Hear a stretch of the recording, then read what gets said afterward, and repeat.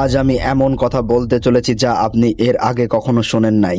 আপনি কি জানেন ৪৫০০ বছর আগে নির্মিত একটি স্থাপনা আজও বিশ্বের সবচেয়ে বড় রহস্যগুলোর একটি? হ্যাঁ, আমি বলেছি মিশরের পিরামিডের কথা। মিশরের মরুভূমিতে দাঁড়িয়ে থাকা এই বিশাল পিরামিডগুলো হাজার হাজার বছর ধরে মানুষকে বিস্মিত করে আসছে। সবচেয়ে বিখ্যাত হলো গিজার গ্রেট পিরামিড, যা ফারাও খুফুর সমাধি হিসেবে নির্মিত হয়েছিল। অবিশ্বাস্য হলেও সত্য, এই পিরামিডে ব্যবহৃত হয়েছে প্রায় ২৩ লক্ষ পাথরের ব্লক। প্রতিটি ব্লকের ওজন গড়ে ২ থেকে ১৫ টন পর্যন্ত। কিন্তু প্রশ্ন হলো, আধুনিক যন্ত্রপাতি ছাড়া হাজার হাজার বছর আগে মানুষ এত বিশাল পাথর কিভাবে পরিবহন করেছিল? এমনকি আজও বিজ্ঞানীরা এর নির্মাণ পদ্ধতি নিয়ে গবেষণা করেছেন। আরো আশ্চর্যের বিষয় হলো, পিরামিডের ৪টি দিক প্রায় নিখুঁতভাবে উত্তর, দক্ষিণ, পূর্ব ও পশ্চিম দিকে মুখ করে রয়েছে। অনেকে মনে করেন এটি শুধু একটি সমাধি নয়, বরং প্রাচীন মিশরীয়দের অসাধারণ জ্ঞান ও প্রকৌশল দক্ষতার প্রমাণ। পিরামিডের ভেতরে রয়েছে জটিল পথ, গোপন কক্ষ এবং এমন অনেক রহস্য যার সব উত্তর এখনো পাওয়া যায়নি। কিছু গবেষক মনে করেন পিরামিড নির্মাণে হাজার হাজার শ্রমিক বহু বছর ধরে কাজ করেছিলেন, তবে কিভাবে এত